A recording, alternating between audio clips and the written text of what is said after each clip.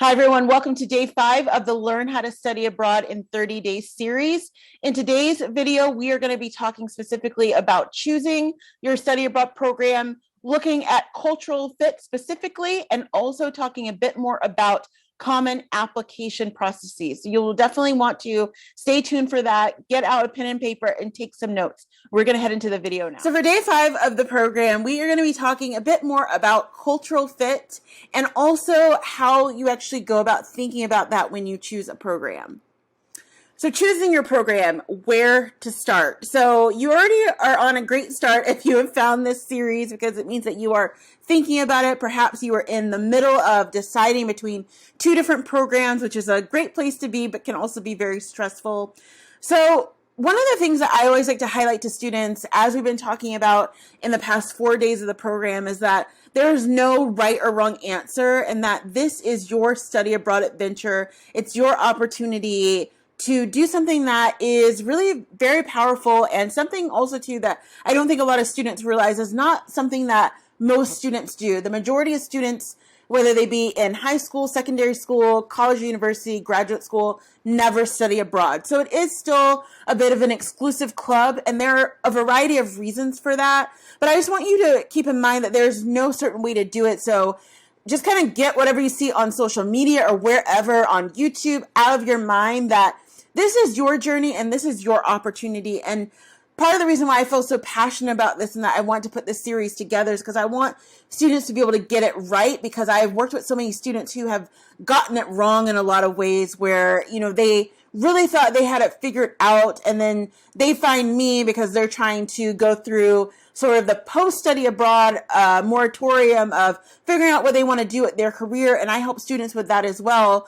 But they felt like their study abroad was sort of a waste of time, and I never want that for any student. And so I think it's very important to consider all the things we're talking about in this series to be able to build something that is going to be structured to get close to what you want, knowing it's not going to be perfect, but that it can be close to what you're actually looking for. So that brings us to cultural fit. Now, as I mentioned a couple of days ago, this is something that I feel that a lot of program leaders, program directors, even fellow students who may have already studied abroad don't always talk about, or they may just breeze over it. But to me, it is without a doubt one of the most important things, because cultural fit can make or break an experience. If you feel that you don't fit in somewhere, it's not going to work out for you. Or even if it does work in terms of you're able to last through it or just get through it, what type of life is that if you're just getting through something? And I think that this is something that we definitely think about as we sort of go through and start planning our careers. That's why you'll sort of hear cultural fit a lot in the more career space, in the corporate space.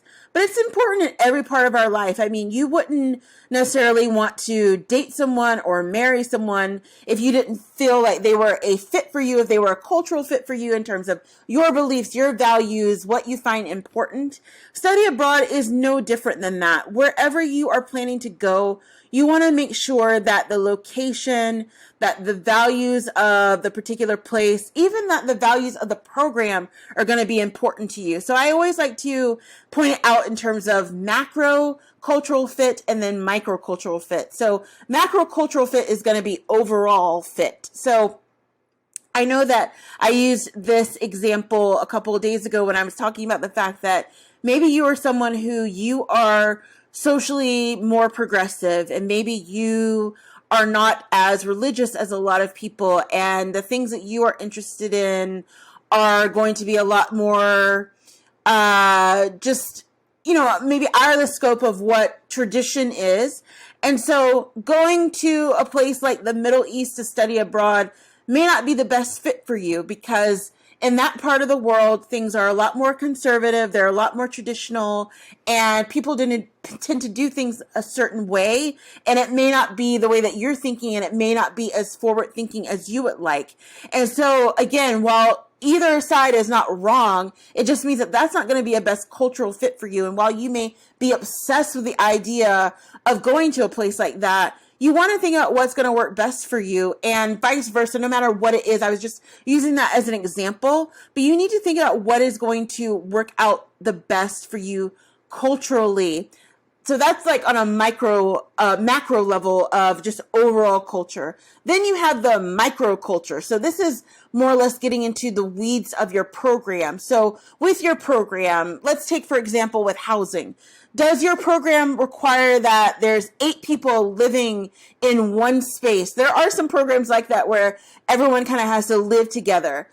For you, that might not work out. Maybe you're much more of an independent person. Maybe you're an only child like I am. And so the idea of living with people is not going to work out for you. It doesn't mean that there's something wrong with you. It doesn't mean that the potential roommates that you would have are bad. It just means that that is not going to be a best cultural fit. So maybe you'll want to look for a program where they're saying that, single occupancy for rooms is available, or single housing is available, or maybe you just have to live with one other person. So you want to think of it in those terms of the macro and the micro. And I always like to just put it out there that there's a lot that you're not going to know until you get there. So you can't plan everything. And you probably know this in your life that you can go through. It's just like if you're taking a vacation, you go through, you plan everything, you got the itinerary, you're all packed, you're all ready to go, and then something goes wrong. That happens. It doesn't mean that it's going to be a catastrophe, but you're not going to know a lot of this stuff about the actual fit until you get there.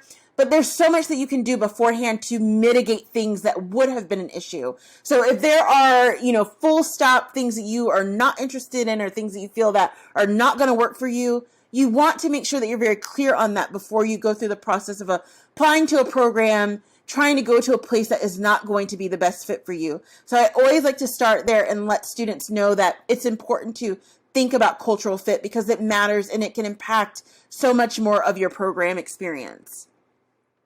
So the application process, just to kind of talk through this, and we will go through this more as we get along in the series, but for the application process, you want to keep in mind that application systems are different worldwide. So depending on where you're going, depending on what type of program you're applying for, you may have paper-based applications still, you may have it fully online, you may have a hybrid of both, you may have some where it's just a one-page application and then you have to do all these different supplemental things. You may have it where it's like everything is based online, so everything you fill out online and then you just submit all at once. So you'll want to just keep that in mind, that depending on what you're doing, depending on how many programs you are choosing, that similar to what we talked about in D2, it's going to be a multi-step process. And so you want to be committed to it and engaged in this process.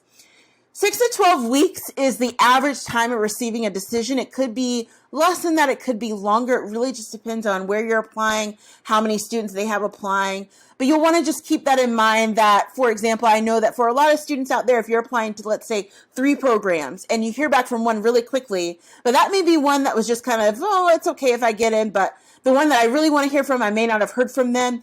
It gets a little bit trickier, and we do further along in the series talk about how you go about choosing a program. But you want to just keep in mind that you may not hear from all the programs at the same time. So you may have to wait a little bit longer. And a lot of times we find that, ironically, the one that we have to wait for is the one that we want the most. So just definitely have patience on that.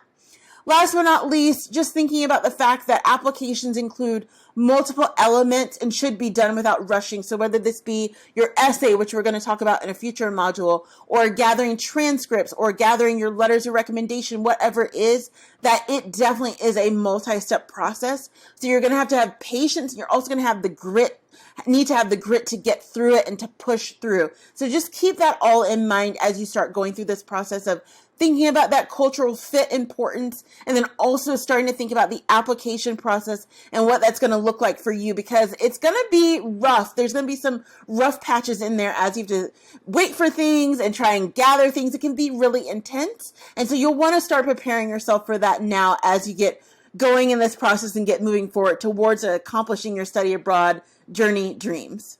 So when it comes to cultural fit, I hope that you got some good insights. I know that this is something that a lot of people within the study abroad realm don't always really touch on.